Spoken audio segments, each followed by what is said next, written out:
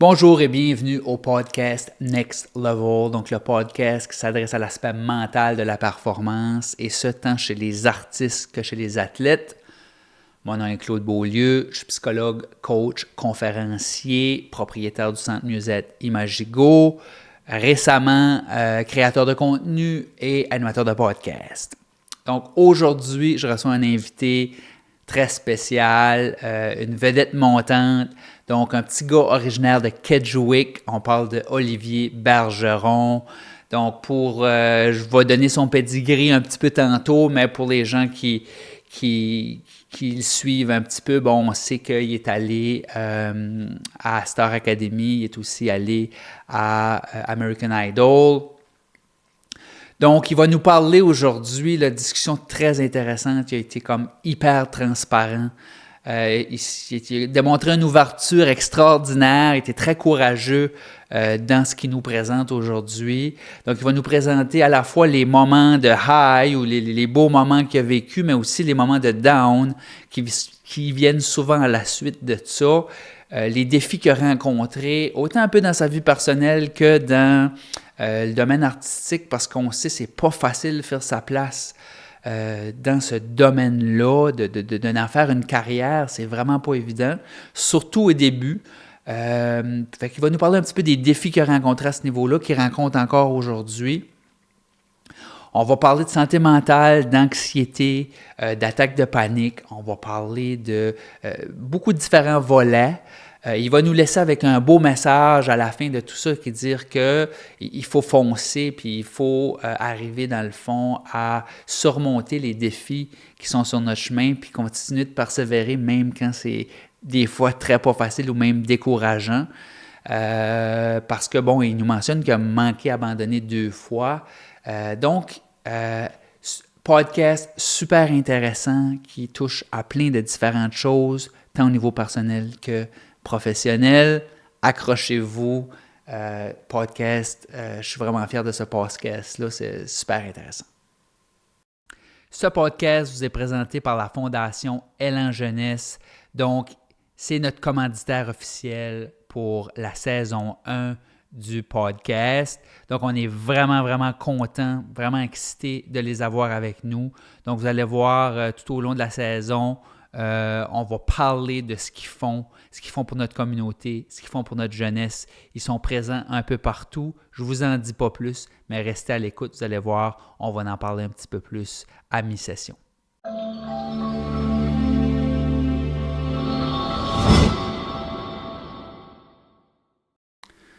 Dans cet épisode, je discute avec Olivier Bergeron, donc un auteur, compositeur, interprète qu'on connaît bien de la belle région de Kedgewick.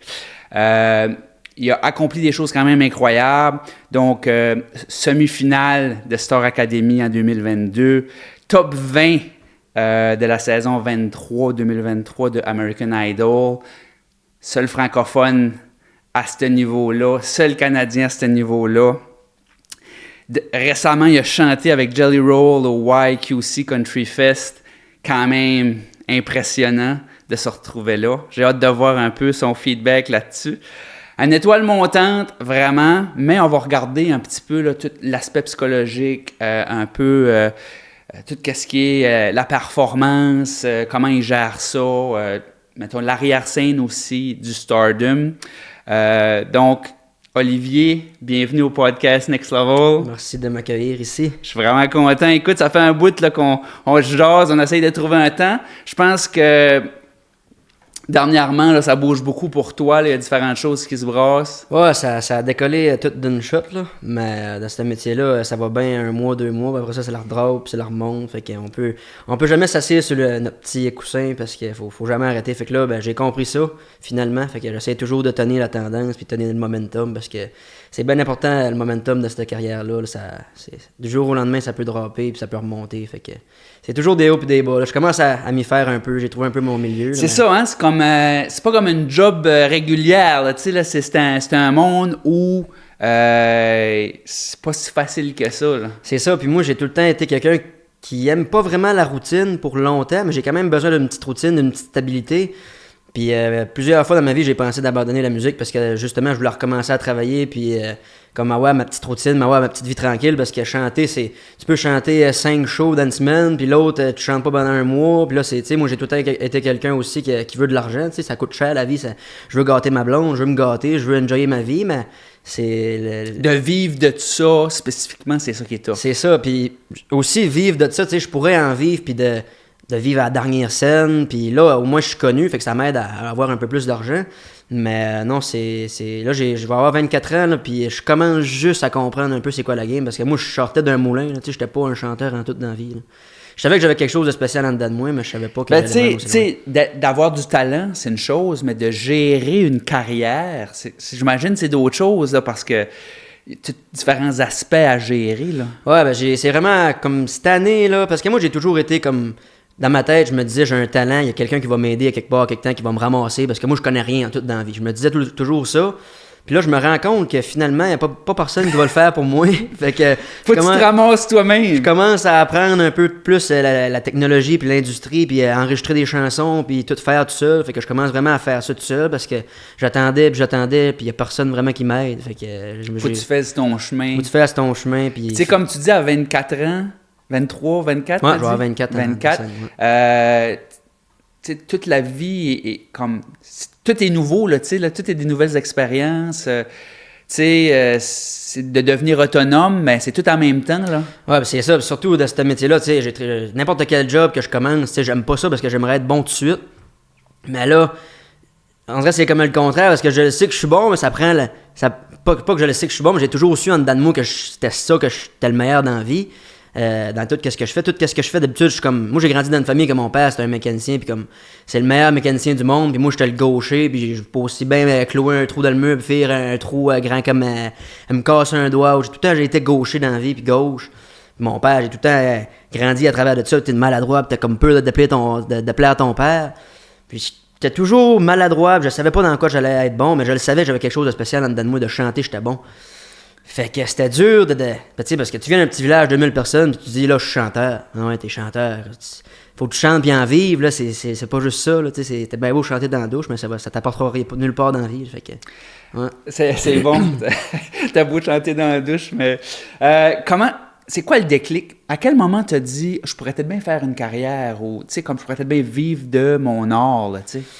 J'ai jamais pensé d'en vivre de mon art, j'ai juste pensé d'être heureux dans la vie, parce que le déclic, là, c'est en 10e année. J'avais eu une feuille, il fallait choisir les choix de cours pour aller à l'université, puis ça. Puis là, tous mes chums, tu sais, ils savaient qu'ils allaient aller dans le bois, travailler avec leur père ou quelque chose comme ça, aller aux études. Puis moi, je savais aucunement quoi faire dans la vie. J'ai toujours été quelqu'un qui... Tu sais, je me suis même questionné dans la vie si que je voulais être comme un infirmier ou quelque chose comme ça, mais je le savais, je n'allais jamais aller aux études. C'était pas ma force, les études. Puis moi, rester assis puis apprendre des affaires, que j'ai pas de besoin pour faire ça. Je me disais, c'est impossible que je vais aller aux études, mais jamais faire du bien au monde, jamais aider le monde. Puis là, je me disais, qu'est-ce que je pourrais faire dans la vie? Mais là, je me rends compte que tout de suite, c'est ça que je fais. Je fais du bien au monde en chantant puis en faisant des chansons. Mais en 10e année, c'est pas quelque chose que je pensais. Là. Fait que j'ai quitté l'école. J'ai gradué d'une école alternative, le Vitrail, que ça s'appelait. Puis ça, le Vitrail, en gros, c'est une école que tu fais ton école à ton propre rythme. Puis la prof, elle disait, ben gars, si tu veux pas venir à l'école, viens pas, mais tu gradueras rien jamais. Moi, c'était pas ça mon but. Je voulais graduer puis aller travailler au moulin le plus vite possible, faire de l'argent. Fait que j'ai gradué le plus vite possible. Puis c'est vraiment à partir du Vitrail que j'ai commencé à acheter ma première guitare, à gosser un peu avec ma guitare, puis à apprendre des accords. Moi, j'ai commencé à apprendre avec YouTube. Je regardais les doigts, j'avais aucune idée c'était quoi un accord de guitare. Fait que j'ai appris avec YouTube. Dans la même soirée, j'ai appris comme 3 chansons. Fait que là, après ça, de ce moment-là, au Vitrail, j'ai commencé à montrer ça au monde. Puis là, quand j'étais au Vitrail, mes chums, ils disaient, voilà, au Vitrail, tous des drogués, des bizarres qu'elle a. Puis j'en tenais pas un drogué puis un bizarre, mais j'étais un différent qui fitait pas dans le moule de l'école. Ouais. Fait que quand j'ai arrivé là-bas, c'était tout du monde différent, mais ils m'ont quand même accepté à faire de la musique. Puis la musique, c'était quand même tabou dans mon coin de faire de la musique. J'étais pas mal le seul chanteur. Puis j'aimais pas être le petit chanteur du coin. Moi, je voulais pas être... jouer au hockey, j'avais des chums, tu sais. Puis j'ai tout mis ça de côté quand j'étais jeune. C'est vraiment à partir du Vitrail, j'ai commencé à plus apprendre puis à m'intéresser. Puis j'avais un chum qu'on jouait de guitare là-bas. Fait que après ça, quand j'ai commencé à mieux jouer de guitare, je m'inscris au premier concours à la voix.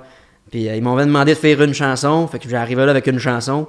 Puis quand ils m'ont demandé de faire 2 chansons, ben j'étais pas prêt. Fait qu'ils m'ont juste pas pris. Puis la prochaine fois, j'ai dit là, je vais être plus prêt. Il faut tout le temps plus se préparer dans la vie parce qu'on sait jamais qu'est-ce qui peut arriver. Fait que t'as été aux auditions de La Voix? Ouais, j'avais 17-18 ans, je pense. J'avais pas gradué encore. T'avais juste une chanson? Juste une chanson. Une chanson de prête, c'était Say Something. Puis ça, c'est ma chanson qui m'a suivi pendant toute ma vie parce que j'ai fait Say Something une fois à la voix, elle a été refusée. Après ça, j'ai déménagé à Rimouski pour étudier là-bas. Ça n'a pas marché, j'ai même pas fait un semestre. Puis il y a le COVID a pogné à travers de ça. Fait que là, à Star Academy, ils m'ont appelé. Ils ont dit là, j'espère que t'es plus prêt cette année parce qu'on veut t'avoir en audition. Fait qu'à travers de ça, j'avais écrit une chanson dans un vieux placard à Rimouski dans ma chambre. Puis cette chanson-là, ça voulait dire comme probablement que je vais écrire cette chanson-là, puis ça va finir dans un vieux placard, personne ne va me connaître. Puis je suis juste quelqu'un qui est encore à la mauvaise place dans la vie. Puis là, le COVID pogne, puis je suis enfermé dans ma chambre, je sais pas qu'est-ce que j'aime. Fait que j'ai écrit cette chanson-là environ 15 minutes. J'ai eu la chance d'auditionner ça à Star Academy. J'ai chanté Say Something que j'avais fait à la voix. Fait que là, t'avais 2 chansons. 2 chansons. Je m'avais préparé un autre, Oublie-moi de cœur de pirate. Puis après cette audition-là, toutes les caméras étaient vers moi. J'étais vraiment comme le centre de l'attention.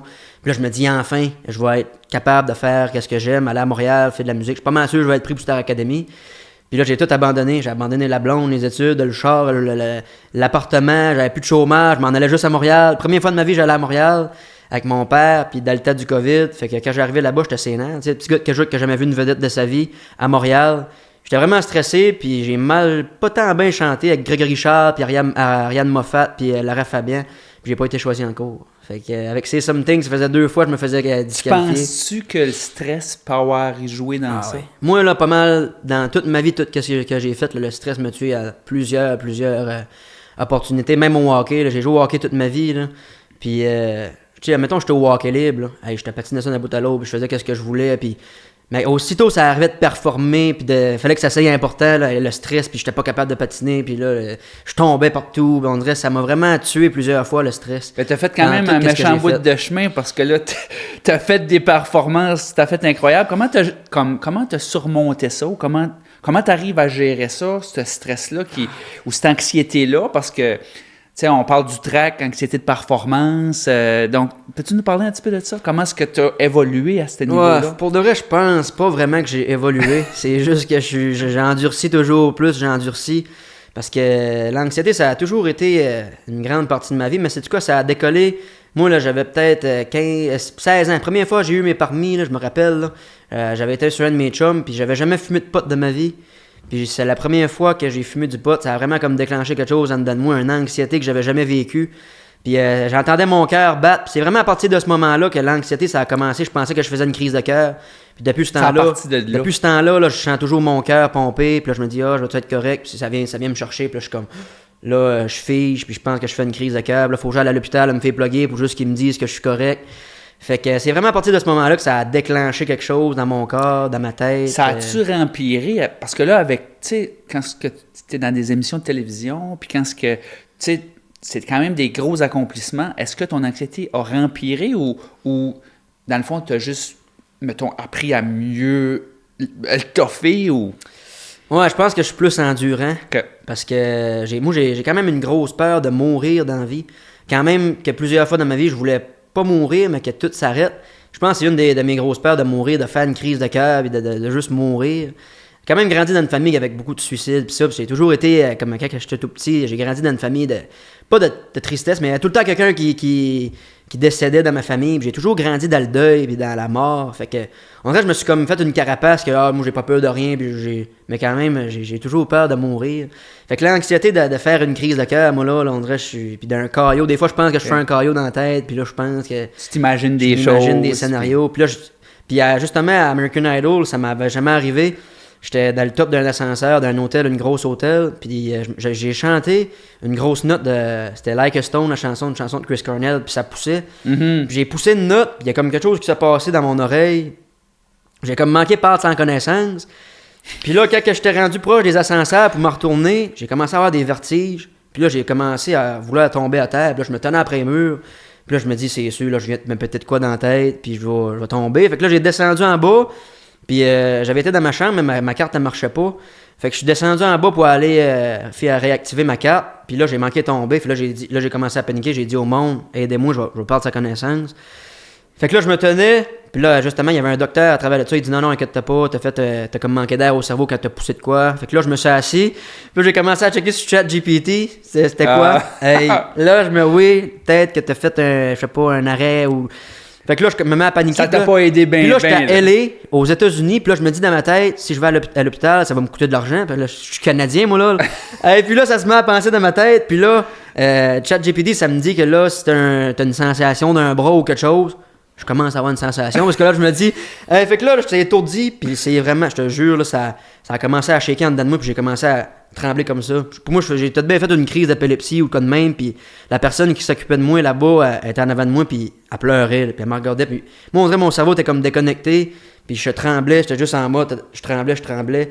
Puis à un moment donné, j'ai venu à bout de me calmer, puis j'ai dit, gars, si je meurs, je vais mourir. Je me suis dit, je vais rien mourir ici, je me suis calmé. Ça a fini par passer. Ça a fini par passer, j'ai été m'enfermer dans ma chambre d'hôtel, je n'ai fait 4 en ligne, ça l'a repognait. Puis là, je me disais, je vais mourir, puis là, mon coloc, il disait, non, tu vas être bon.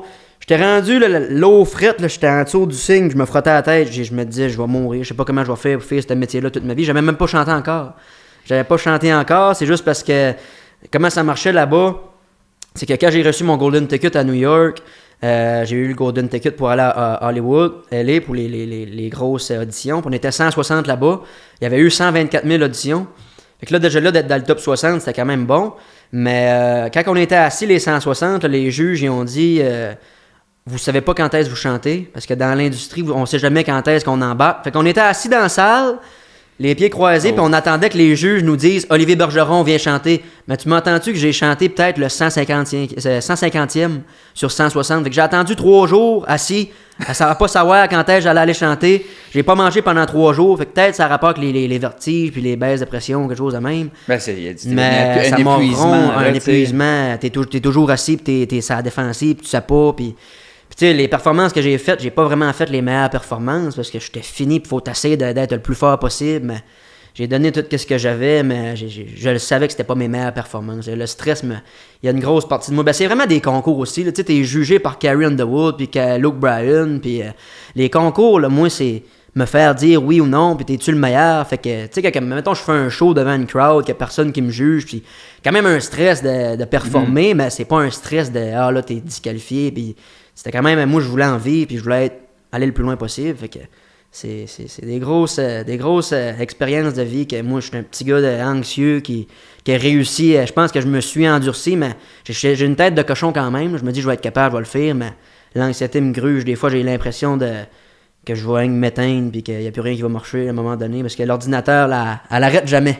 C'est quand même intéressant. Les gens, j'imagine, il n'y a pas grand monde qui savent ça, là, mais tu sais, de voir que, oui, on voit les performances, mais on voit pas tout ce qu'il y a en arrière de ça, puis tout le stress qu'il peut y avoir en arrière de ça, puis tu sais, tout ce qui peut se passer dans notre tête, c'est quand même quelque chose. Ouais, puis tu sais, je suis pas vraiment... Ben moi, je peux aller comme dans la discussion deep, puis ça, mais comme je veux pas déranger ma blonde avec ça, tu sais, ses affaires, elle étudie, puis comme... Des fois, on s'en parle, mais je dis pas tout ce que je pense. Je garde toujours tout en dedans de moi. Puis même, c'est drôle parce que j'avais eu ta carte comme 2 ans passés. Puis là, je me dis, j'y vas-tu, j'y vais pas. Puis là, je travaillais toute la semaine, puis je faisais peut-être bien, mettons, 700-800$ par semaine. Puis là, je dis, c'est de l'argent gaspillé, je vais essayer de garder ça en dedans de moi. Puis j'ai pas besoin de parler, je vais être bon. Fait que là, c'est nice que tu m'as invité, puis qu'on peut parler. Puis écoute, moi, je retiens tout en dedans de moi, puis ça fait longtemps que j'ai pas parlé. C'est vraiment intéressant. Puis écoute, t'es pas tout seul. Tu sais, il y a plein d'autres artistes qui vont vivre des choses semblables à toi. Fait que je pense que c'est important que ça sorte ce message-là, puis qu'on dise, tu sais, c'est pas facile. Puis le stress, ben, il faut apprendre à gérer ça. Puis l'anxiété, il faut apprendre à gérer ça. Puis écoute, je vais te redonner ma carte. Peut-être bien qu'on pourra savoir. Ouais. Mais pour accomplir ce que tu as accompli, c'est quand même impressionnant. Tu sais, grosse question. Qu'est-ce que ça prend? Tu sais, qu'est-ce que ça prend? Tu sais, comme là, tu as poussé dans le tas. Comme, écoute, c'est quand même spécial là, ce que tu as réussi à faire. Qu'est-ce que ça prend? Je pense que ça prend rien en tout. Ça prend rien parce que moi, j'avais rien, puis je me disais, j'ai pas le choix. J'avais une urgence de vivre de la musique, de faire quelque chose de ma vie, de me prouver même pas à prouver à tout le monde, juste prouver à moi-même que j'étais bon dans quelque chose. Parce que toute ma vie, moi, comme j'ai mentionné, j'ai grandi dans... Je suis pas capable d'arranger rien dans la vie. J'ai grandi dans un petit village à Kedgewick que tout le monde travaille dans le bois. C'est des bûcheux, c'est des mécaniciens, c'est du monde manuel. Moi, j'ai grandi dans cette place-là que je fitais pas là-dedans. J'ai toujours grandi là-dedans, puis je me disais quelque temps, je vais être bon dans quelque chose. Je vais être capable de faire quelque chose que le monde va dire, hey, voyons, tu sais, moi, je suis pas capable de faire ça. Je l'ai accompli, mais c'est comme, tu sais, chanter, puis faire des shows, puis toute l'anxiété qui vient avec, le bagage, c'est une carrière qui est pas facile. Des fois, je me dis, j'aime-tu vraiment ça? Mais je pense que c'est juste de faire quelque chose que je suis bon dedans, qui m'apporte du bonheur. Écoute, en psychologie, là, on dit, moi je dis, là, quand je parle à mes clients, tout ça, que l'anxiété, c'est un voleur. Il nous vole notre plaisir. Ouais. C'est dur d'être dans le moment présent. C'est dur d'apprécier les choses quand tu es anxieux. Fait que l'anxiété, là, c'est un voleur. Puis... C'est vrai, parce qu'à toutes les fois que je vais pour performer, là, je me dis, pourquoi je fais ça? Pourquoi je fais ça? Puis là, pourquoi je me fais ça? J'haïs ça à mort. Puis là, aussitôt que je me mets à faire 2-3 notes, puis là, je commence à aimer ça. Puis là, après ça, je me dis, je vais faire ça toute ma vie, je suis bien. Mais tout le temps, avant un show ou avant de performer, il y a tout le temps... l'anxiété puis le stress, là, ça gruge une grosse partie. Tu sais, c'est la même chose dans la vie en général. Il y a des gens qui vont vivre cette anxiété-là au quotidien, pas nécessairement parce qu'ils vont aller sur scène ou des choses comme ça. Fait que, faut se débarrasser du voleur. Ouais, c'est bien dur. Tu sais, des fois, on dit respire. Puis moi, je suis quelqu'un qui a besoin de se recentrer. Là, puis c'est bien rare que je me ressente. On dirait que je pense jamais, je vois jamais rien. C'est drôle parce que dehors, tantôt, j'ai été chercher une casquette de le Jeep. Puis l'air fret, on dirait que ça faisait longtemps que je l'avais pas respiré. On dirait que je viens que je suis même plus dans le moment présent. Tu sais, des fois, la nature, puis ça, j'oublie complètement ça. Puis j'ai besoin de ça. On dirait des fois, il faut que je me ressente, mais j'oublie ça. Puis, un des podcasts avant le tien, c'était Jason Guéret, puis il disait ça que, tu sais, il a réussi à trouver son équilibre, il a réussi à se recentrer, justement. Puis, mais ça a pris des années, tu sais. Fait que, tu sais, le processus que tu vis là, j'imagine que c'est un peu le processus normal aussi de chaque artiste qui essaye de faire sa place ou qui essaye d'avancer dans ce domaine-là. Là. Puis là, tu sais, moi, j'en vis très bien. Tu sais, je fais des conférences des écoles, je fais des shows un peu partout, mais on dirait dans ce métier-là, tu sais, veux pas, tu veux tout le temps essayer d'être le meilleur, pareil. Tu sais, t'as toujours les auditeurs, puis là, les streams, puis les plateformes, puis les abonnés, puis ça vient d'un cercle vicieux. Que là, mettons, là, tu te dis, mes fans, c'est que ouais, j'ai plus d'abonnés, j'ai plus de streams, là, ils vont plus écouter, puis tu veux que ça marche, tu veux. Écoute, mais... ça, c'est tout un autre monde que moi, je connais plus ou moins, mais tu sais, comme artiste, avec les médias sociaux, etc., c'est quoi la pression ou même, tu sais, comme faut que tu poses souvent, ou faut que tu gardes ça vivant, ça demande un effort, ça demande...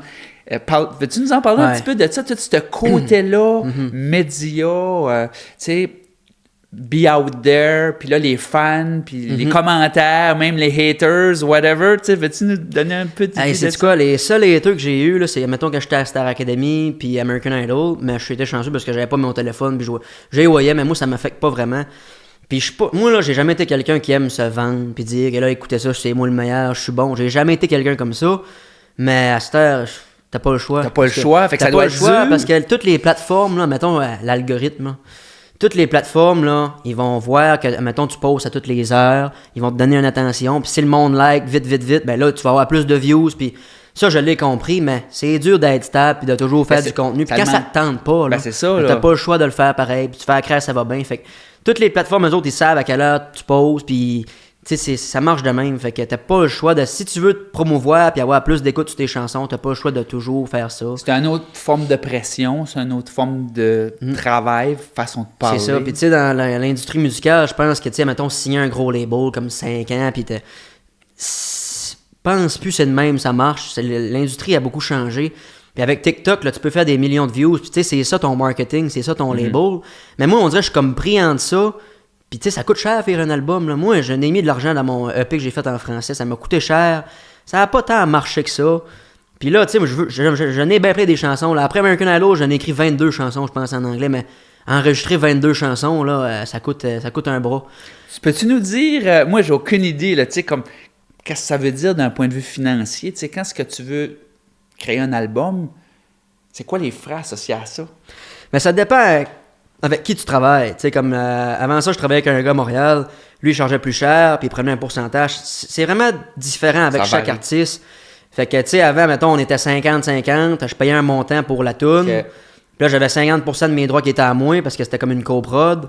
Fait que là, tu sais, j'avais comme 50%, 50% à lui, puis tu sais, après ça, t'as l'écriture. Fait que, mettons, t'as les droits d'auteur, t'as la performance, qui chante la chanson, t'as les droits de la chanson, les masters qu'ils appellent. Fait que, mettons, déjà là, t'as comme 3 sections, que, mettons, t'écris la chanson 50-50, mais là, c'est 50-50 d'une section.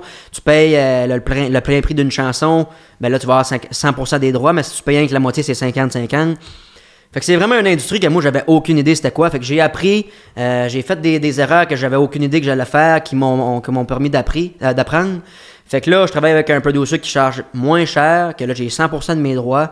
Mais tu sais, des fois, je me dis, 100% de mes droits, c'est une grosse partie de la petite tarte, mais c'est que je pourrais avoir un petit pourcentage d'une grosse tarte. Fait que là, on dirait que je suis comme pris en ça, parce que j'ai pas peur, j'ai peur de mettre de l'argent. Tu sais, c'est de l'argent que j'ai travaillé toute ma vie, puis là, je vais mettre ça, puis là, tu sais pas si ça marche. Fait que c'est comme un gamble que tu te dis, là, je vais le mettre, mais je sais pas si que... Non, ça te prend de l'argent pour vivre, puis là, ben, ça te prend de l'argent pour produire, puis là, tu produis, tu n'as aucune idée qu'est-ce que ça va donner comme résultat. C'est tu sais, ça paraît pas, mais mettons faire un beau gros vidéoclip, là, ça peut coûter des mille, puis tu sais, ça me rapporte pas, moi, là, de l'argent, un vidéoclip, là. Mais tu sais, c'est tout qui paye, là. Un photographe, tu vas là-bas, ça te coûte 500$, tu fais prendre des photos. Fait que je pense qu'il faut vraiment que tu apprennes à faire tout seul. Là, mettons, hier, je m'ai fait poser par ma blonde, puis ça m'a rien coûté. Faut t'essayer de tout gérer tes affaires tout seul, mais c'est comme un monde que... Faut toujours que tu fasses... C'est un monde... c'est intéressant parce que c'est des choses qu'on sait pas, tu sais. Ouais. Puis l'artiste lui-même, toute la pression qu'il a, puis tout le stress, puis tout... Qu'est-ce que ça l'implique? C'est pas rien que chanter en avant du monde. Ben non, c'est ça. C'est tout, qu'est-ce qui vient avec. Est-ce qu'on peut revenir aux médias, puis ça, tu sais, mettons, après Star Academy, ben là, je t'ai mis sur un piédestal, j'étais dans un journal, j'étais dans un séjour, puis tout. J'étais rendu un chanteur, là. Mais en sortant de là, j'ai comme surfé sur la vague de Star Academy, mais il y a un moment donné que je me suis dit, là, faut que je fasse de l'argent, tu sais, j'ai pas d'équipe, il y a personne qui me book. Fait que, tu sais, j'ai recommencé à travailler, j'ai commencé à runner un truck. Et là, je commence à livrer des boîtes, t'arrives sur le client. Hey, toi, tu livres des... T'es pas un chanteur, toi? Ben, ouais, je suis chanteur, mais là, tu sais, c'est comme pris de... C'est gênant, c'est hontant, mais tu sais, il n'y a rien de gênant à travailler, mais là, c'est parce que là, les médias, ils t'ont mis là, puis après ça, ils te lâchent. Ouais. Ils te lâchent, t'as pas d'aide de personne. C'est comme la transition entre être amateur puis professionnel. Ben, c'est ça. Puis c'est la même chose dans le sport, là, tu sais, tu vas avoir des gens qui poussent, qui travaillent, puis là, Alexandre Bélanger, il joue au golf, puis là, ben, ça coûte cher, puis là, ben, mais c'est un peu la même chose pour les artistes, là, tu sais, de dire cette transition-là, hein, avant d'être établi professionnel, c'est ça. Puis amateur, c'est pas facile. Tu sais, surtout dans la vie aussi, là, tu sais, il y a personne qui va t'aider si tu apportes rien, genre. Tu sais, mettons que j'étais à Star Academy et American Idol, là, avec des équipes puis des plateaux, puis tout le monde prenne soin de toi parce qu'il y a quelque chose qui va... Tu sais, il y a de l'argent en arrière de ça, il y a quelque chose qui vont... La visibilité qu'ils vont avoir. Mais si t'as rien à... Si il y a personne qui... Mettons... je sais pas comment dire ça. Si tu peux pas rien apporter à quelqu'un, il t'aidera pas. Tu sais, comme... C'est toujours donnant en retour, puis... Il n'y a personne qui va vraiment t'aider. Dans l'industrie, c'est comme ça. Dans l'industrie, c'est comme ça. Dans la vraie vie. Dans la vraie vie, il y a beaucoup de monde qui m'aide. Pas en tout. Okay. Justement, avant de chanter avec Jelly Roll, là, moi, j'ai joué au hockey avant. Je jouais dans un Dynamo hockey Drake. Puis le goaler, tu sais, c'est fou parce que le goaler, j'ai vraiment eu une bonne connexion avec lui quand je joué au hockey. Puis ça a toujours resté un chum, tu sais, un bon chum. Tu sais, c'est à cause de ce gars-là que j'ai eu la chance, je pense, de chanter avec Jelly Roll. Puis lui, il m'aidait pas pour avoir rien en retour. Je pense que je le connais, tu peux-tu le nommer? Ouais, Adrien Lemay. Ouais, c'est sûr, tu le connais, un méchant bon gars. Tu sais. Lui, c'était juste pour son bonheur d'aider un chum, de voir sa scène avec Jelly Roll. Fait que c'est des affaires de même que j'accepte, pas j'accepte, mais que j'apprécie vraiment beaucoup. Puis ça fait chaud au cœur de voir qu'il y a du monde quand même qui a un bon cœur puis qui t'utilise pas. Parce que dans l'industrie, là, il n'y a pas vraiment personne qui va t'aider. C'est business. C'est business. C'est vraiment business. Ça m'apporte à un point de dire ton entourage, l'équipe, comment important que c'est, quand tu es un artiste, d'avoir une équipe solide ou d'avoir des gens, des connexions, des gens qui t'entourent. Là. Moi, du début, je savais qu'il fallait que je m'entoure du monde qui était... que je pouvais faire confiance. Mais tu sais, le monde que tu fais confiance, si tu vires ça en business, ils n'ont pas vraiment d'expérience. Fait que... c'est dur de faire confiance à tout le monde, mais à un moment donné, il faut que tu fasses confiance à quelqu'un qui connaît ça, parce que, tu sais, t'as bien beau dire, ma mère, je peux y faire confiance, mais je pense pas que c'est ma mère qui va m'apporter au plus haut niveau en musique. Fait que, tu sais, oui, côté émotionnel, côté, elle va m'aider, mais côté business, t'as pas le choix d'essayer de faire confiance à du monde, des fois que tu connais pas trop, puis qui ont de l'expérience, puis qui peuvent t'apporter plus haut. Fait que, oui, je dirais qu'il faut que tu t'entoures du bon monde, la bonne équipe, mais là, je suis en train de le faire. C'est dur de savoir et tout, c'est qui le bon monde. C'est tout le temps vite, puis il faut tout le temps que tu bookes, puis tu sais, il n'y a pas le temps de niaiser vraiment dans l'industrie là. Fait que, tu T'as pas le choix de... C'est des opportunités. Si C'est tu ça. niaises, tu perds ton Moi, opportunité. je saisis toutes les opportunités toujours. Puis je suis un grand fonceur. Fait que des fois, c'est dur de faire confiance à quelqu'un. Mais je peux voir que, tu sais, il y a vraiment deux côtés parce que tu dis, je suis un fonceur puis tout ça, mais je vis de l'anxiété. Fait que là, oui, je vais y aller, mais je sais que je vais filer pas bien des bouts. Tu sais, comme c'est tout le temps, tout le temps, comme ça vient avec. C'est ça. L'anxiété m'a jamais arrêté de faire quelque chose. J'ai toujours été quelqu'un qui a foncé dans la vie, puis j'ai jamais eu peur de personne, j'ai jamais eu peur de rien. Non, c'est pas vrai. J'ai souvent eu peur, mais la peur m'arrête pas à foncer. Comme, mettons au hockey. La Fondation Élan Jeunesse offre un appui financier pour des projets réalisés par et pour les jeunes via la bourse Jeunesse Engagée. Ce programme vise à soutenir les jeunes à réaliser un projet qui leur tient à cœur. Ton projet a un impact important pour toi, pour ton avenir ou pour les jeunes de ta communauté? Soumets-nous ton idée. Voici des exemples de projets qui sont admissibles. Donc, la réalisation d'un projet pour les jeunes de ta communauté, c'est admissible. Développement de compétences sportives, artistiques ou culturelles de haut niveau. Soutien à un projet entrepreneurial ou de leadership. Organisation d'une activité qui fera rayonner soit ta région, ta communauté, ton établissement, ton association ou ton équipe. Donc, il y a plusieurs projets qui ont vu le jour dans les dernières années. Donc, que ce soit des compétitions sportives d'envergure, donc on a eu Ultimate Frisbee, volleyball, natation et golf. Même au niveau artistique, que ce soit le tremplin ou peu importe là, des activités où on va promouvoir là, le chant ou la musique. On a le développement d'entraîneurs, donc on a toujours besoin d'entraîneurs. On a de la formation ou des présentations à l'international. On a des projets plus techniques comme la création d'un drone ou un imprimante 3D. On a aussi des dons à la communauté par des projets comme le Douceur d'arôme des Stacy et Raphaël. Donc, ça t'intéresse? Tu crois avoir une bonne idée? Rends-toi sur le site de élanjeunesse.com pour avoir tous les détails, les critères d'admissibilité et peut-être que toi aussi, tu pourras bénéficier de cette superbe bourse. J'allais pogner le plus gros. Okay. J'avais peur, mais gars, je fonçais, puis gars, je fermais les yeux, puis je bottais. On appelle ça du courage. Ouais, fait que dans le fond, t'es courageux. Je suis courageux, mais c'est pas vrai que j'ai jamais eu peur, j'ai toujours peur, mais je le fais pareil. C'est ça. Le courage, c'est pas de power pur, c'est d'avoir peur puis de le faire pareil. C'est ça. Puis tu sais, j'ai toujours grandi de même quand j'étais jeune, là. Ma mère me disait, fais pas ça, je le faisais, puis je me faisais dire des fois, je te donne 20$, tu fais ça. Là, je me disais, pourquoi je m'embarque là-dedans, je le faisais. Tu sais, je me tirais en bas d'un pont, je faisais un front flip. Puis, sais-tu quoi, quelque part, dans ta résilience, dans ta personnalité, c'est peut-être des bonnes affaires. Ouais, c'est sûr. Mais des fois, tu sais, je me suis mis peut-être dans. Tu sais, c'est un podcast. Je me suis mis dans la marre des fois pour des raisons que. Tu sais, des fois, défendre du monde. J'ai toujours été quelqu'un qui défend beaucoup le monde. Défendre le monde. Des batailles. Tu sais, des batailles qui m'ont rien donné. Que je pensais que j'allais sauver, tu sais, mettons, une fille ou que. Une bataille qui m'a rien servi. Puis là, ça me suit pareil toujours. Tu sais, c'est plate. Tu sais, j'avais rien vraiment nécessairement contre la personne, mais je me suis mis dans la merde pour défendre quelqu'un qu'au final, ça m'a rien... Fait que t'es un gars qui care. Je care beaucoup pour tout le monde, mes proches, puis des fois, je me rends compte que ça m'a pas vraiment apporté... C'est trop. Ouais. Fait que souvent, je me suis mis dans la merde, à défendre du monde, qu'au final, ça m'a juste mis dans la merde.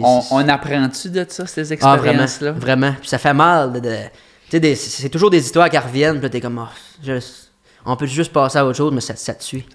Ça revient. Ouais. Dans tout ce processus-là, tu sais, parce que tu dis, c'est à partir de quoi, 11e année? Ouais, 10e année, là, c'est là, j'ai eu cette feuille-là. Là. Tout ce processus-là jusqu'à maintenant, qu'est-ce qui a été ton plus gros obstacle? Ton plus gros challenge, ton plus gros défi? Je pense que la boisson, là, c'est un gros... pas un gros problème, mais mettons, j'ai bien de la misère à être en public sans boire, sans avoir une drink dans les mains. Puis le métier que je fais tout de suite, c'est de la boisson partout. Puis je me suis rendu compte que la boisson, c'est un grand dépresseur. Puis plus t'en consommes, puis l'anxiété, ça l'embarque. Puis ça vient que c'est un cirque. Fait que je pourrais jamais dire que je suis un alcoolique. Je bois pas pour m'apaiser, mais c'est juste dans le monde que je suis. Moi, je suis quelqu'un qui... C'est très accessible. C'est accessible. Puis tu sais, je suis capable... Si j'en bois pas, là... Je vais être capable de pas en boire, mais si j'en bois une, mettons, je vais dire là, j'en bois qu'une ou deux. suis pas capable d'en boire juste une ou deux. Aussitôt que j'en bois une ou deux, là, je me dis, ah non, là, j'aime ça. J'aime le feeling de. Ça décompresse, puis on dirait que tu files bien, mais après ça, le lendemain, tu te dis, là, tu files mal, puis l'hangover, puis c'est ça. Fait que la boisson, là, c'est un gros problème qui... Tu sais, des fois, mettons, avant, je pensais que je chantais mieux, que j'étais chaud, j'étais plus détendu, puis j'étais moins stressé, ça enlevait l'anxiété.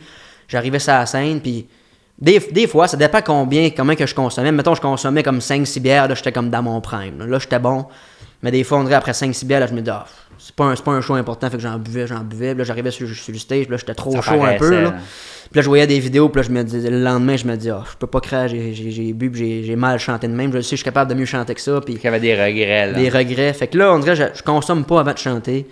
Puis j'essaie de me tenir, tu sais, mettons mes chums, puis ça, j'essaie d'un peu moins de me tenir, parce que je sais que si je suis avec mes chums, je vais boire. Je peux pas être là dans le party, puis être là, puis jaser, puis avec mes chums, puis pas boire. Tout le monde boit, ça me prend une drink des mains, puis... Tu sais, j'ai grandi aussi dans un village que boire, là, c'est comme une fierté, genre. Tu bois, puis lui qui est pas le plus, puis lui qui est le plus tough. Lui qui est capable d'en prendre... un peu d'égo là-dedans. Lui qui est capable de boire une 24, puis il est pas chaud. Tu sais, puis comme ça paraît pas qu'il est chaud. J'ai grandi là-dedans, puis même encore, je suis encore de même. Tu sais, je vais m'accoter là qu'un boy avec une bouteille de phare, puis je bois du phare, puis je suis fier de boire du phare. Tu sais, c'est niaiseux pareil, je suis capable de boire. Je suis fier de ça. Mais on dirait que je suis en train de me décrocher de ça, là. Parce que je me rends compte que là, tu sais, ma musique, ça commence à aller bien. Puis tu sais, ça m'aide à pas boire, parce que quand je joue que ça marche, là. Mais quand ça marche pas, là, ben c'est facile d'aller là. C'est facile d'aller là, puis dire, je m'en fous, je bois, puis Fait que j'ai souvent viré là-dedans. Je bois, je m'en fous. Mais là, je vois que ça marche, puis je vois que je pourrais en vivre, puis gagner ma vie avec ça. Fait que ça m'aide. Pour atteindre des objectifs de haut niveau, c'est facile d'être distrait. Faut toujours, je me suis rendu compte, faut toujours que j'ai un but dans la vie, faut toujours que j'ai un challenge. Parce que quand je travaillais au moulin à Kedgewick, là, je me disais, bon, ben, je vais travailler ici toute ma vie. Avant d'être chanteur, avant Star Academy, puis tout, j'avais accepté d'être un travailleur au moulin, puis j'étais vraiment pas heureux.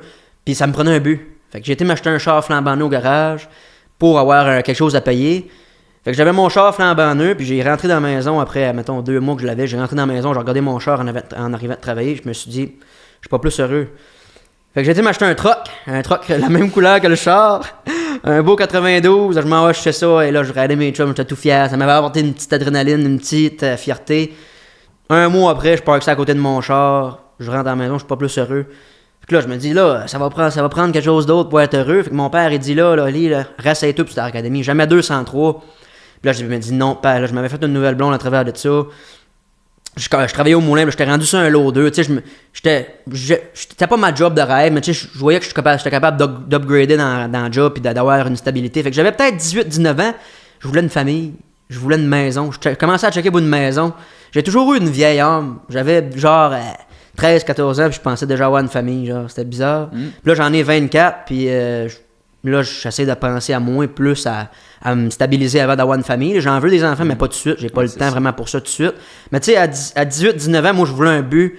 Puis j'avais tout coupé les rêves, puis les belles choses dans la vie à voir. Puis j'étais dans le moulin, puis je travaillais, puis la poussière, ça me tombait dans le cou, puis l'eau. Puis je le savais en dedans de moi que j'étais un chanteur, tu sais. Mais je savais pas comment m'y rendre. Fait que j'ai écouté mon père, j'ai fait une Star Academy. Une 3e fois, je m'avais fait dire non 2 fois, puis j'ai juste été auditionné nonchalant. J'avais un char, un truck, une blonde, une job. Je voulais une maison, puis je me suis dit, bon, si je le fais pas, je vais tout avoir ça. Ça va être ça mon but, tu sais.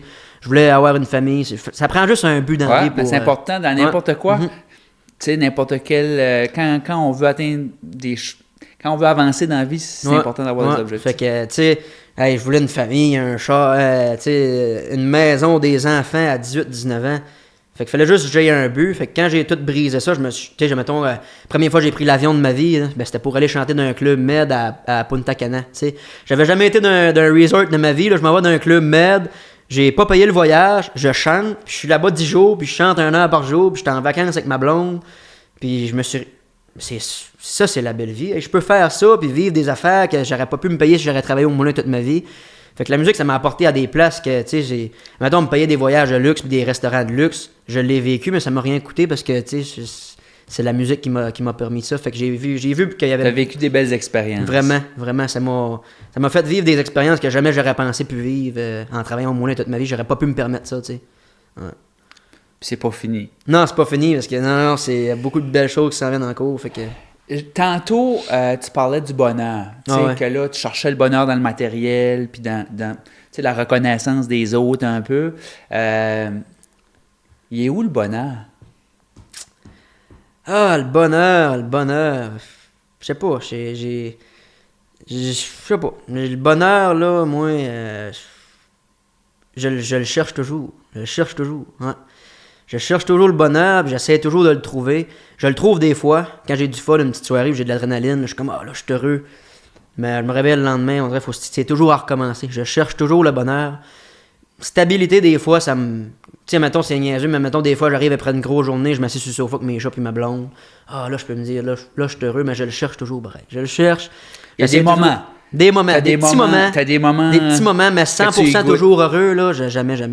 Je te dirais, c'est bien rare. Ça m'est jamais arrivé. Pas encore. Pas encore. Ben, tu sais, en psychologie, on a, en psychologie de la performance, on va dire, dans ce mindset-là, de dire, OK, ben, je suis pas là, mais ça s'en vient. Je vais goûter à ça un peu plus, je vais le trouver. Fait que moi, je dis souvent, pas encore. Ouais. T'sais. Non, parce que, ben, ça dépend. On dirait que quand j'étais jeune, j'étais heureux. Je jouais au hockey. Le hockey, ça avait une grosse partie de ma vie. J'adorais jouer au hockey. J'allais à l'école, j'avais des chums. Je pense que ce temps-là, j'étais heureux. C'est quand ça a commencé à un questionnement de vie, qu'est-ce que je vais faire dans la vie. Mm-hmm. C'est à partir de ce moment-là que je me suis dit, là...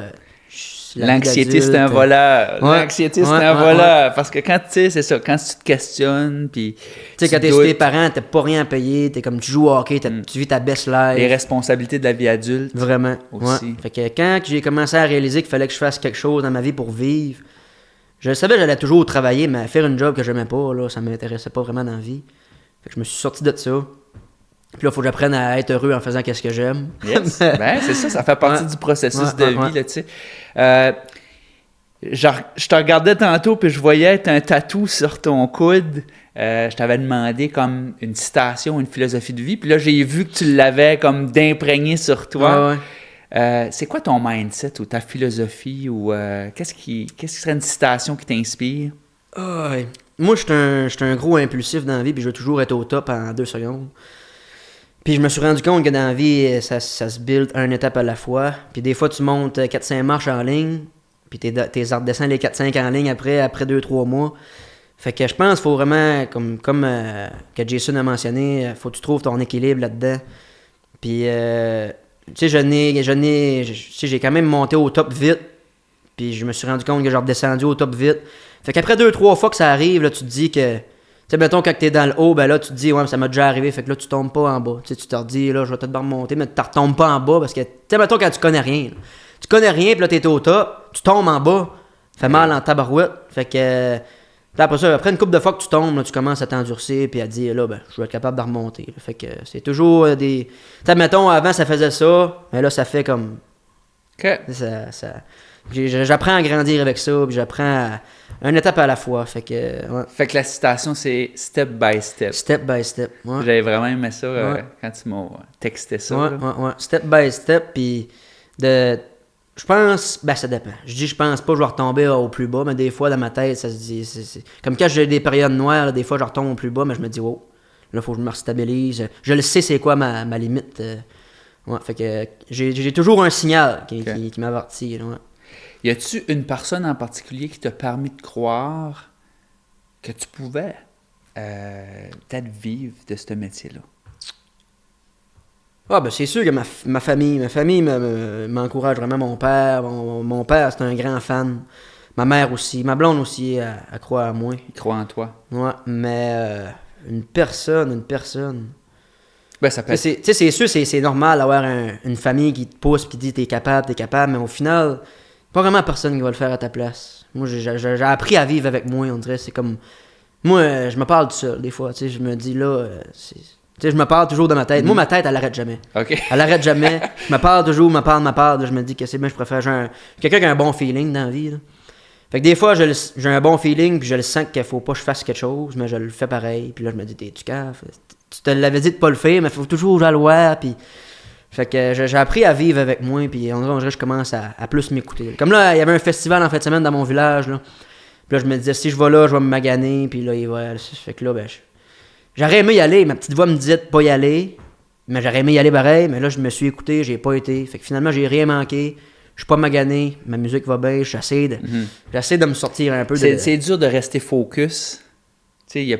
Ouais, il y a plein, surtout dans ce monde-là. Tu sais, mettons, j'ai fait la première partie à Jonathan Roy à Caraquette 2 semaines passées. Puis ça a super bien été. J'ai sorti de là, j'étais tout craqué, c'était le fun. Je me suis dit, c'est ça le fil de ma vie.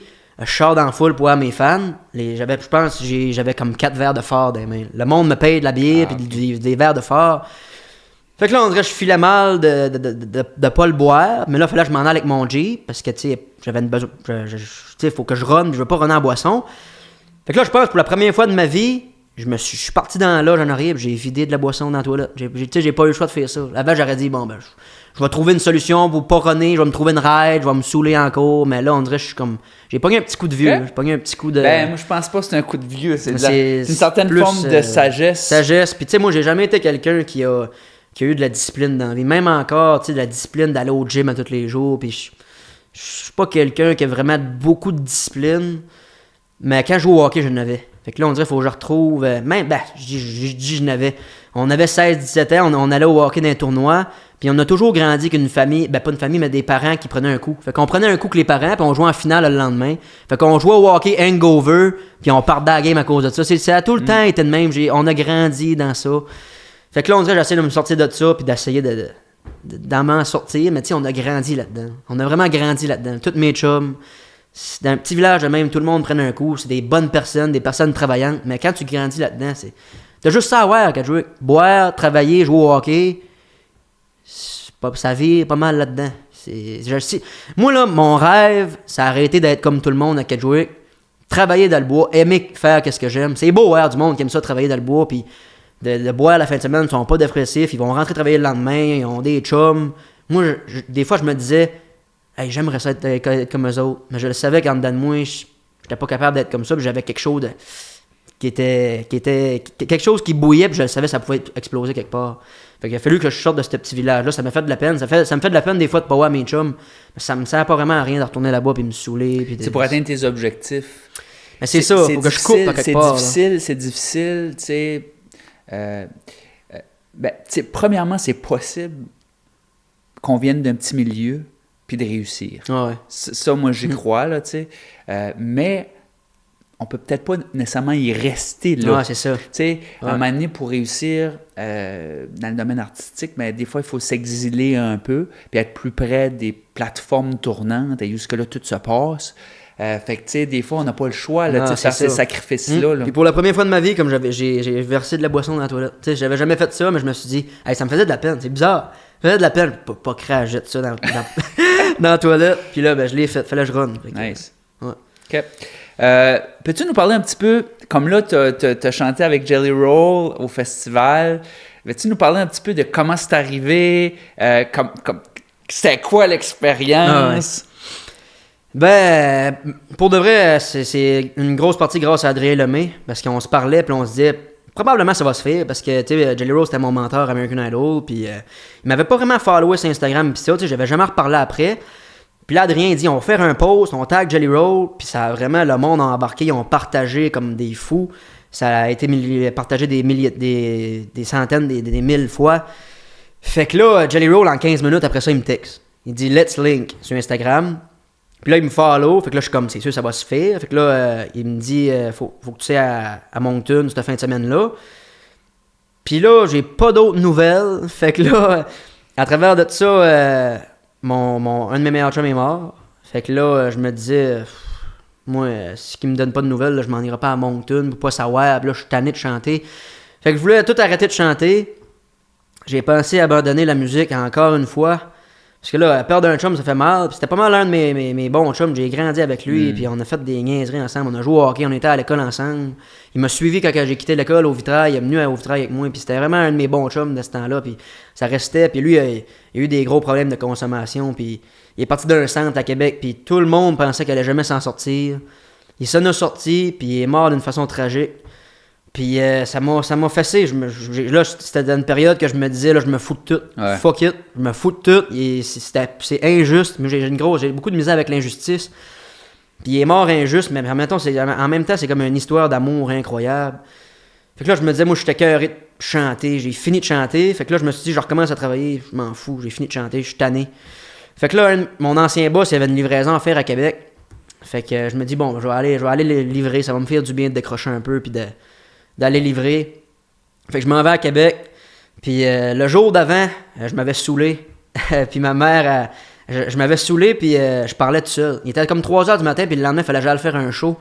J'étais tout seul à 3h du matin, je m'en vais dans le spa, flambant nu, je suis dans le spa, couché à 3h du matin dans le spa, puis je commence à parler tout seul, puis je dis Mick, montre-moi un signe que t'es bien en haut, montre-moi un signe. Tu sais, moi je suis pas quelqu'un de religieux, je crois pas vraiment là-dedans. Mais là, j'étais rendu au plus bas, je me disais, montre-moi un signe que t'es bien en haut. J'ai pas eu un signe, pas eu rien. Fait que là, c'est ça, je m'en vais à Québec, faire la livraison, puis là, ma mère, elle me dit, ma mère m'appelle, puis elle me dit, tu sais, Oli, puis fais ton deuil, puis ça. Tu peux y parler. Puis là, je dis non, j'ai parlé tout seul hier, puis c'était con. Il s'est rien passé. Il s'est rien passé, j'ai fini.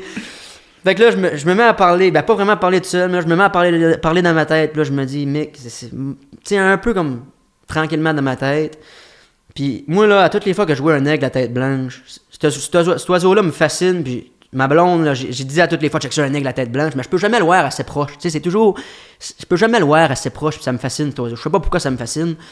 Fait que je suis à la transe, je m'en vais à Québec, puis là, l'aigle à tête blanche, il me passe comme direct dans la face, puis je te jure, j'aurais pu le toucher de même. Puis il m'a passé comme d'un angle qu'on s'est regardé dans la face. Puis là, comme ça a pris comme 5 minutes avant que je réalise. J'ai eu un eye contact avec l'aigle à tête blanche, mais je continue à runner. Puis là, comme 5 minutes après, je me dis, c'était ça mon signe. Fait que là, je me mets à pleurer, puis là, ça m'a fait comme... Ça m'a délivré parce que j'ai tout pleuré les larmes de mon corps. Puis là, il fallait que, comme 2 jours après, c'était comme ses funérailles. Fait que fallait que je fasse un speech pour les funérailles. Mais j'avais dit à sa mère que j'allais pas être capable. Fait que là, ça m'a donné une force. Ça m'a dit comme, je vais être capable de le faire speech. Ça m'a fait un bien énorme. Fait que le jour d'après, j'ai fait mon speech. J'ai commencé à écrire mon speech. Puis il y a des paroles qui m'ont venu dans la tête. J'ai écrit une chanson qui s'appelle I've Lost a Friend. C'est là que j'ai composé cette chanson-là. Puis c'est comme si c'est Mick qui m'a dit « Hey, tu lâches pas la musique, t'es là, comme let's go ». J'ai écrit cette tune-là. Puis juste avant que je parte, j'avais un autre show. Comme c'était tout dans les mêmes jours. Là. J'avais un autre show, fait que j'ai juste écrit comme la moitié de la tune. Puis avant de partir, j'avais pas le temps, fallait que je me prépare, puis j'allais chanter. Je me lève debout, je me tourne de bord, puis Mick, il m'avait dit, quand il était comme en détox, puis ça... Quand il est venu à bout de sortir, il m'a dit, on s'avait vu, puis il m'a dit, Oli, il dit, j'ai entendu ta tune en radio, puis moi, j'étais enfermé dans cette place-là, puis je me suis dit, mon chum joue à la radio, puis moi, je suis ici, fait que je vais m'en sortir. Fait que c'est mis à faire des push-ups dans la salle, il faisait des push-ups, c'est ça qu'il m'a raconté. Fait que j'ai eu ces paroles-là dans la tête, puis en anglais, ça dit, One day you told me, you heard my song on radio. C'est ça que j'ai eu dans la tête. Fait que c'est comme si Fait que là, je me suis tourné de bord, j'ai écrit ça. Ça a été les paroles de ma tune. Comme s'il y a une connexion. J'ai fini la chanson. C'est comme si qu'il m'aurait dit, genre, c'est niaiseux, mais comme moi, je suis pas un croyant. Mais je sais pas si c'est parce que mon esprit était plus ouvert puis que j'étais ouvert à ça plus.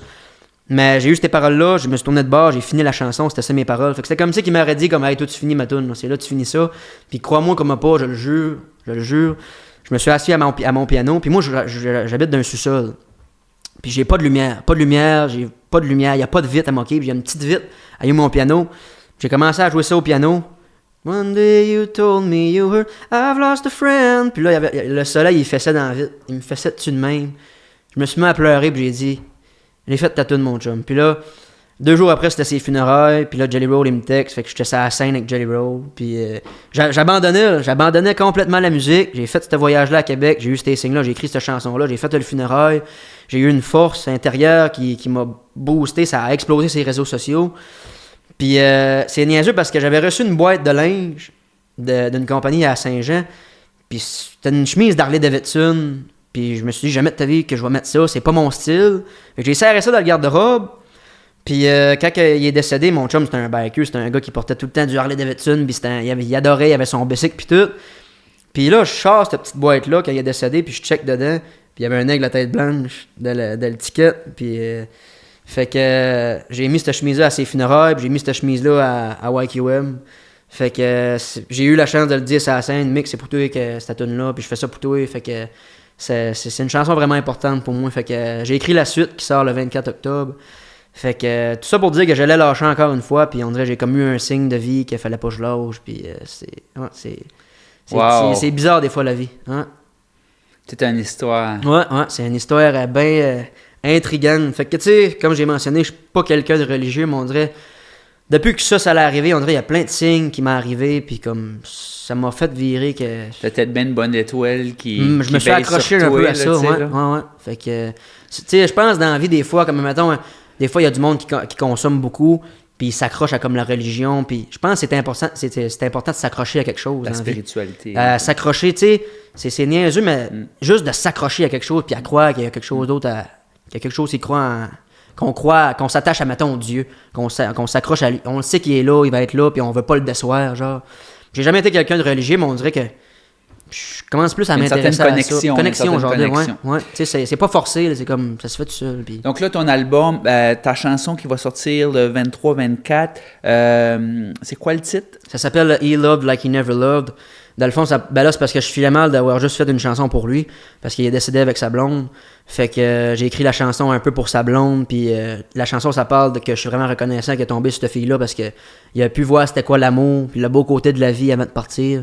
Fait que c'est toute une chanson qui parle de ça, puis que comment qu'il était content d'être en amour, puis que je suis content, je suis reconnaissant qu'il ait rencontré cette fille-là. Fait que, ouais. Puis dans le refrain, je chante And I said thank you God, cause he loved like he never loved in his own life, ouais. Fait que c'est une bonne chanson. Tu nous en ferais ça un petit bout? Ouais, J'ai vu que ta guitare est là. Je peux vous en faire un petit bout. Puis écoute, on va essayer de timer. Je sais pas quand est-ce que le podcast va sortir, mais on pourrait le sortir tout de suite après. Quelque chose comme ça. Ça serait nice parce que là, je l'ai enregistré, elle est prête, elle est toute prête. Fait qu'elle sort le 24 octobre. Fais-nous un petit bout, on va faire un petit teaser.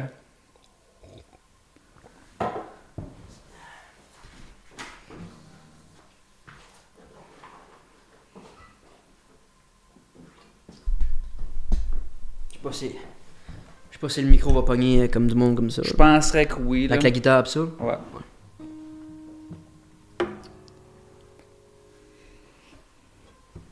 Faire une version que j'ai jamais faite de ma vie. Juste OK. là, on est comme nice. Je suis un gars qui fait des versions des fois.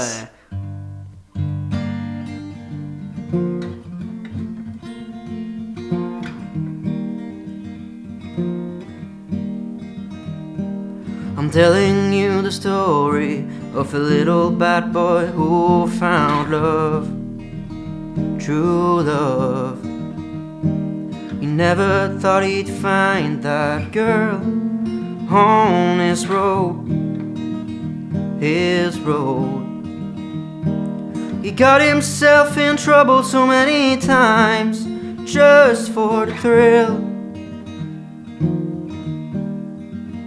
But he took control of his life with you. And I said thank you God, cause he loved like he never loved in his own life. Every day felt like a dream when he was by your side. He needed you to keep his mind out of those crazy nights, to finally breathe and leave it all behind.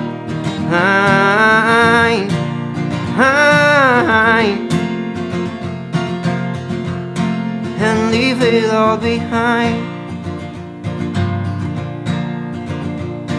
Their way was flowing like a river, together till life and death. It seems so unfair, it feels just like a movie. But all good things come to an end. We'll remember them forever, forever. And I said thank you God, cause he loved like he never loved in his own life. Every day felt like a dream when he was by your side. He needed you to keep his mind out of those crazy nights, to finally breathe and leave it all behind.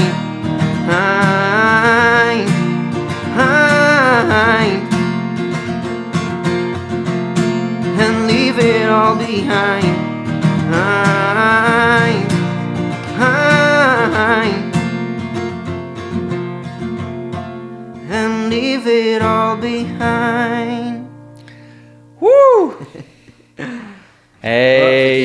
J'ai scrappé un peu le début, là. J'avais pas de pic de guitare, fait que... OK. Je pense qu'il y a peut-être bien juste toi qui s'en a rendu compte. Ah ouais. Encore dans ma tête. Mais ça, écoute, je rencontre beaucoup d'athlètes, puis ils sont souvent très durs avec eux-mêmes. T'sais. Est-ce que toi, tu es ce genre de personne-là qui va, qui va être dur sur lui-même, qui s'exige beaucoup, qui est difficilement satisfait?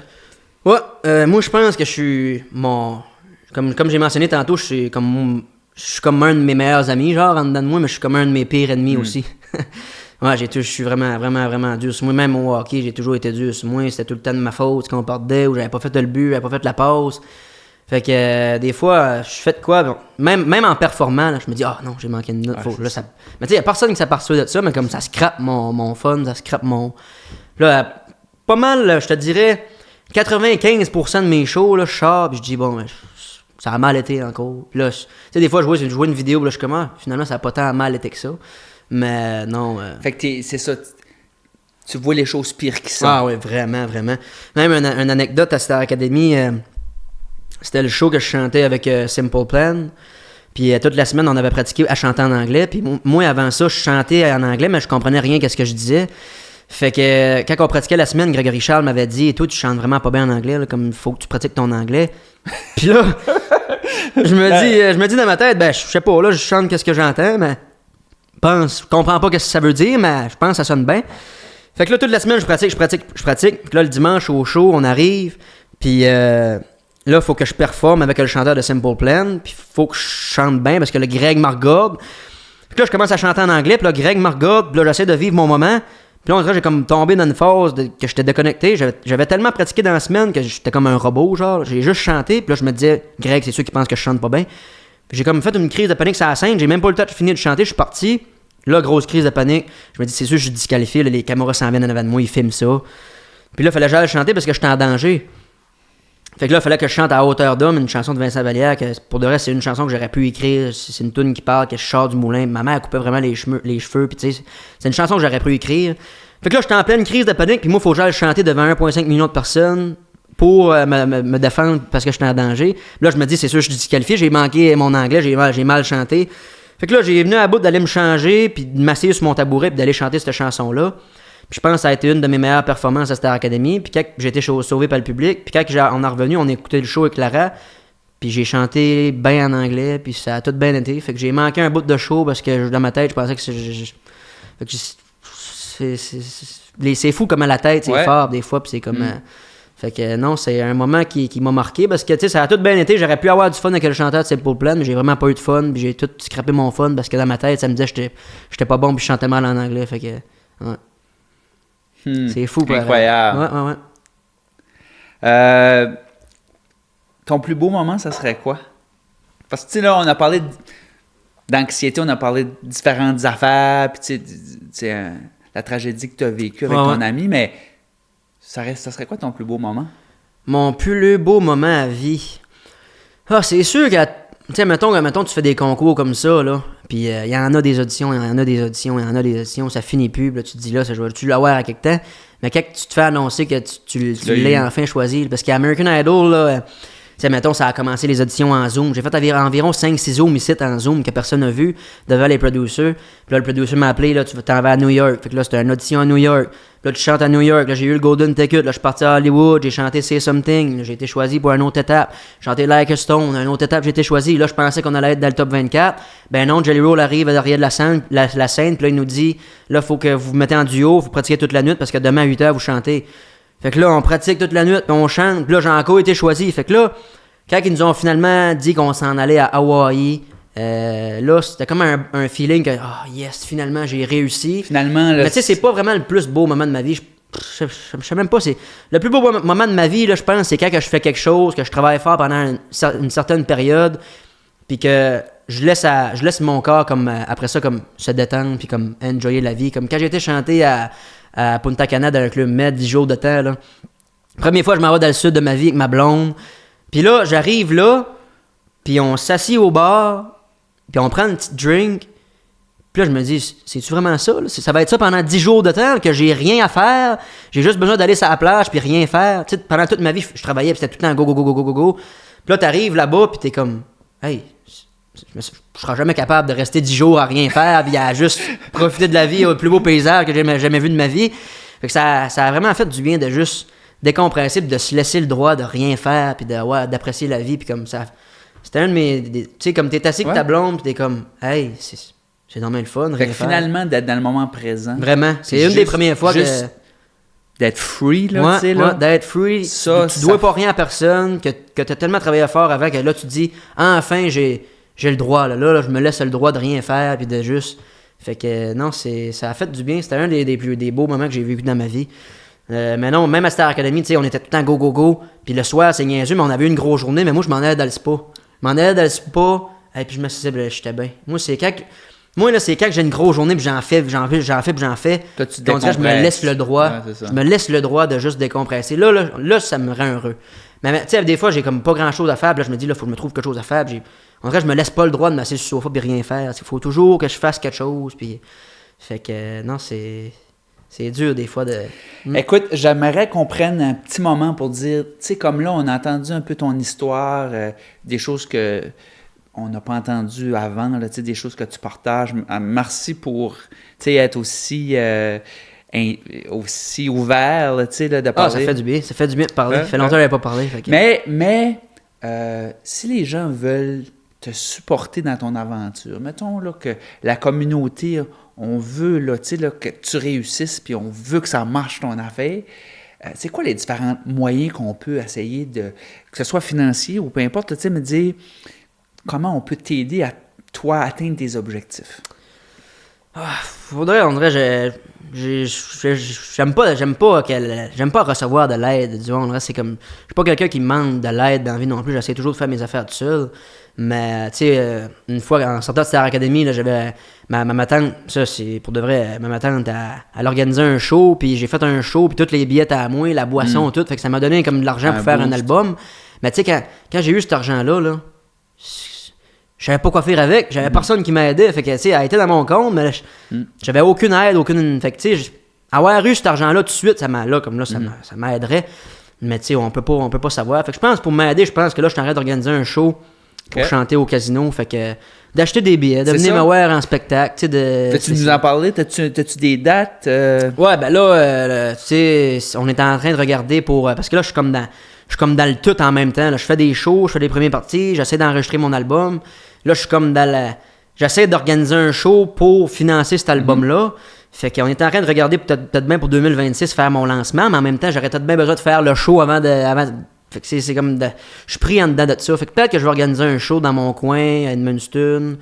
Fait que pour peut-être bien financer cette. Je pense que c'est vraiment le fun, tu sais, que les gens peuvent aller te voir, pas juste à la TV, tu sais. Ouais, ben c'est ça. Puis, on peut-tu acheter des chansons? Tu sais, comme les chansons ou même ton album, c'est encore... on peut-tu l'acheter à quelque part? Ça peut-tu être aidant pour toi? Je pense qu'il n'y a plus vraiment d'album en matériel, mais je vais peut-être faire des vinyles. Mais tu sais, c'est comme... J'aimerais avoir mes tunes avant de faire un show, tu sais, mais comme... Peut-être bien j'aurais pas le choix de faire un show avant, puis je ferai mon lancement après, fait que... Tu sais, j'aimerais faire des vinyles avec une belle photo dessus, pis ça, fait que c'est toutes des affaires que j'imagine, puis que... Mais tu sais, comme... je peux-tu aller, moi, sur, je sais pas, Apple Store, puis télécharger? C'est comme $1 de la chanson, mais je sais même pas si je vais voir le jour de cet argent-là. C'est pas vraiment la meilleure façon de t'aider. Écoutez mes chansons. Moi, c'est vraiment ça qui me fait plaisir tout de suite. D'écouter mes chansons, puis que montrer que mes chansons marchent, puis que... Moi, c'est... Mon but ultime, c'est que le monde écoute mes chansons, qu'ils viennent me voir en show, que je peux faire du bien au monde, puis que... L'autre affaire, je sais que tu fais des conférences dans les écoles, fait que ça, j'imagine que ça peut être un petit revenu aussi. Est-ce que tu veux nous en parler un petit peu de en quoi ça consiste, un peu tes conférences dans les écoles? Ben ça, c'est drôle, parce que moi, tu sais, comme quand j'étais jeune, j'étais un peu le petit rebelle de l'école qui était tout le temps rendu au bureau, tu sais, puis qui... Tu sais, des fois, je me suis même fait dire par les profs, si tu continues même, tu gradueras pas, puis ta face sera jamais sa mosaïque. Puis toi, ton frère est tranquille, pourquoi t'es pas comme ton frère? C'est toutes des affaires que je me rappelle que les profs m'ont dit, puis là, c'est drôle, parce que là, c'est le district qui me fait vivre tout de suite. Parce que, tu sais, moi, je m'en vais dans les écoles, puis le message que j'ai à dire aux jeunes, c'est que, tu sais, c'est pas tout le monde qui est fait pour aller aux études, c'est pas tout le monde qui est capable de rester assis. Puis tu sais, je lève vraiment mon chapeau aux jeunes qui sont capables d'aller aux études, puis d'étudier, puis moi, ça m'impressionne parce que j'aurais jamais été capable de faire ça. Puis tu sais, j'ai dit aussi que l'école, c'était important parce que tu sais, dans la vie, tu sais jamais où est-ce que la vie peut t'apporter. Puis là, j'étais rendu à American Idol devant les juges, puis je parlais pas un mot en anglais. Fait que tu sais, j'aurais peut-être dû plus écouter en anglais, mais tu sais, quand t'es jeune, tu le sais pas. Fait que moi, mon but, c'est de leur dire, tu sais, comme, peut-être bien, je changerai pas la vie, mais pour de vrai, ça va vraiment bien. Puis le message que je leur partage, c'est vraiment de croire en eux, puis de tout prendre l'expérience qui nous est offerte. Parce que quand on est jeune, des fois, on se dit, hey, ça me servira jamais à rien de faire ça, mais je n'aurais eu de besoin. Fait que c'est des choses que je savais pas, mais j'aurais eu de besoin. Fait que tu sais, c'est toutes des petites affaires comme ça, puis de croire en nous, puis de pas être, tu sais, de pas avoir un peu d'être différent. Tu sais, moi, chanter à Kedgewick, t'es pas mal le seul petit chanteur dans le coin, puis j'ai tout arrêté ça parce que tu sais, je joue au hockey avec mes chums, puis j'aurais peut-être dû jamais arrêter, puis tu sais, j'aurais eu de l'expérience, puis j'aurais grandi dans ça, puis tu sais, j'ai juste commencé à chanter à 16-17 ans, parce que tu sais, j'avais des jugements que c'était plate de chanter, puis c'était juste pour les filles, que j'étais jeune. Tu sais, c'était toutes des affaires qui m'ont été dit que ça m'a fait mettre la musique de côté, mais tu sais, si j'aurais pas eu la peur de continuer à faire de la musique, j'aurais tout plus d'expérience, j'aurais été meilleur à guitare avant, j'aurais été... Tu sais, fait que c'est tous des messages que je lance aux écoles, puis ça va vraiment bien pour de vrai. Les écoles adorent ça. Fait que, tu sais, j'aurais jamais pensé dans ma vie que c'est moi qui aurais été devant ces jeunes-là. Hey. Puis, tu sais, des fois, tu sais, c'est comme, mettons, un directeur ou un enseignant. Tu sais, moi, c'est toutes des affaires que je me rappelle à l'école. Mettons, un enseignant qui est pas vraiment fin, toi, puis il dit de rester assis, puis de pas parler, puis comme... Moi, ça me donne juste le goût de faire plus, pire. Tu sais, ce prof-là, il est pas fin que moi, je vais faire pire. Mais tu sais, un prof, mettons, qui est cool avec toi, puis que tu sens que tu veux pas le décevoir, ce prof-là, parce qu'il est cool, puis il est fin. Tu sais, moi, je suis ce genre de gars-là, tout de suite, qui arrive d'une école, il y a des tatous, puis il est cool avec les jeunes. Fait que les jeunes, ils m'écoutent. Les jeunes m'écoutent, c'est silencieux. Puis des fois, les profs, ils me disent, ben, je peux pas croire qu'ils t'écoutent, puis qu'ils parlent pas. Ce groupe-là, d'habitude, sont bruyants. Ben, puis comme... il y en a sûrement qui passent à travers de qu'est-ce que toi t'as passé. C'est ça. C'est ça, puis tu sais, mais c'est ça parce que tu sais, il n'y a pas quand même une grosse différence d'âge. Puis tu sais, j'essaie de faire des écoles secondaires parce que c'est à partir de ce moment-là que j'étais perdu, que je me demandais qu'est-ce que je vais faire de ma vie. Fait que c'est vraiment avec eux que je connecte le plus. C'est sûr, les tout petits aiment ça, la musique, mais tu sais, ils sont pas vraiment rendus à ce stade-là. Comme que je mentionnais, j'étais heureux, moi, là, quand je m'avais pas questionné que j'allais faire dans la vie. Fait que tu sais, t'es au secondaire, j'ai pas mal vécu la même affaire qu'ils ont vécu. Fait que... je pense qu'ils adorent ça, ils sont silencieux. Puis tu sais, je ne reviens pas que je suis capable de captiver votre attention puis de pas parler puis que vous m'écoutez comme ça. Tu sais, après Star Academy, c'était pas mal des personnes plus âgées qui me suivaient. Mais là, je suis dans les écoles puis je commence à voir que les jeunes ils aiment qu'est-ce que je fais. Fait que je te demande, j'aime vraiment mettons ton message principal, tu sais, qu'est-ce que tu dis à ces jeunes-là? Si on résume ça dans une phrase, là, ça serait quoi ton message principal que tu veux partager à travers ton expérience? Ben, de pas avoir un peu d'être différent puis de pas prendre les commentaires négatifs pour acquis parce que, tu sais, c'était pas niaiseux chanter, là, c'était pas gênant, il y avait rien de filles là-dedans, là, tu sais. Mais moi, j'aurais jamais dû écouter ces conseils-là. Mais tu sais, quand tu vas être cool, t'es jeune, tu veux pas faire rire de toi. Moi, j'étais pas quelqu'un qui faisait rire de lui là, dans la vie. Tu sais, comme... Mettons, je me faisais tanner, là, je m'ai jamais fait intimider ben de ma vie. Tu sais, si je me faisais intimider, je sautais dessus. Tu sais, c'est pas des affaires que tu sais, des fois, on dit l'intimidation, faut prendre ça, puis parler, puis se laisser intimider, puis pas agir. Puis moi, tu sais, quand je me faisais intimider une fois, là, je me défendais une fois, puis ça m'arrivait plus. Je me faisais plus intimider. Tu sais, c'est comme...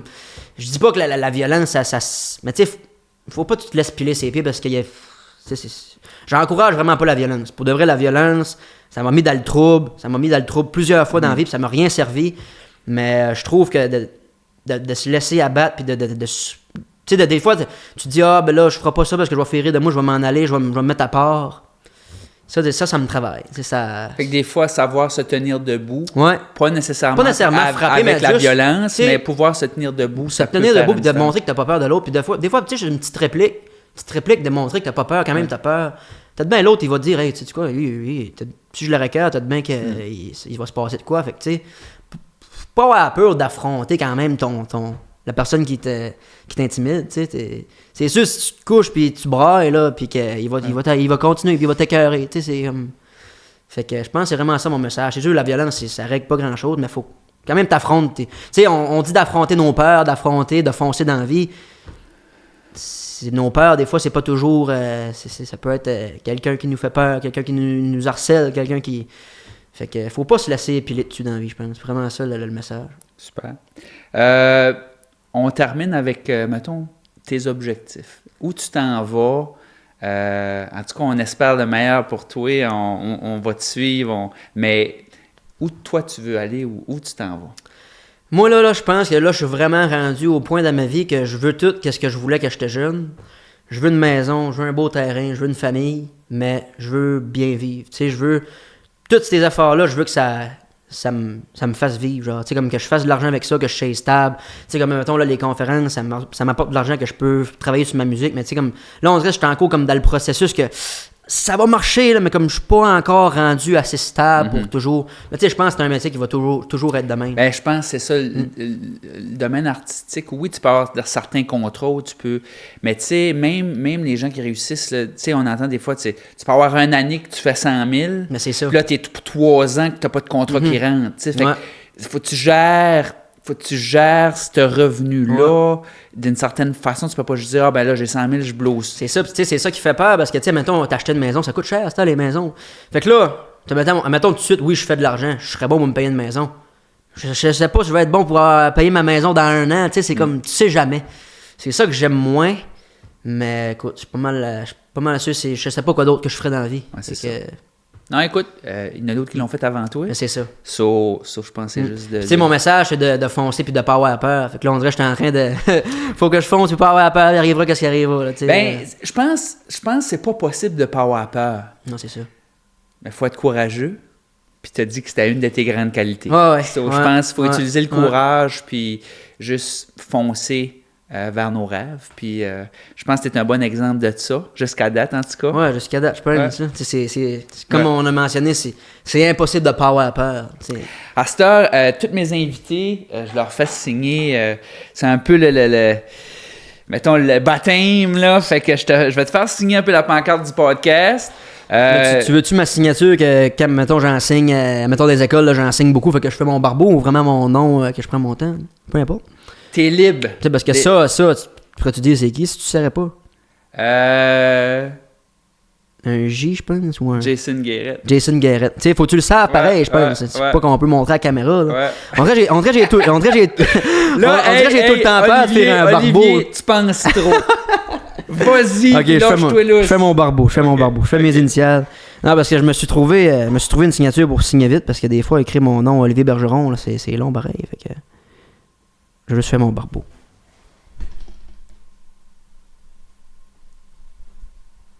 Cool, ça? C'est parfait, cool? Ça. C'est comme une signature de docteur. Ouais. Ah, ben, c'est parfait, ça. Puis, chaque invité, je fais un peu... je vais créer un logo Next Level qui est unique. Fait que dans ton cas, là, il y a juste toi qui vas avoir ce chandail-là. Fait que je te laisse le chandail Next Level. Beaucoup. Merci beaucoup. Je vais le porter... Ah, il est nice. Ah ouais. Mon adresse aux caméras. Ouais. Ça, c'est dans le dos, là, puis t'as le Next Level en avant, là. Ouais. C'est ça. Merci beaucoup. C'est vraiment un podcast très intéressant. Fait que, va follower ça sur mes plateformes, puis ça va. J'espère que ça va grossir. Merci d'avoir pris le temps. Tu as été super généreux dans ton temps, puis dans les discussions qu'on a eues. Fait que c'était vraiment plaisant. J'aurais pu continuer encore un bon 2-3 heures. Bonne continuité dans tes projets. Merci beaucoup, puis à la prochaine. Yes.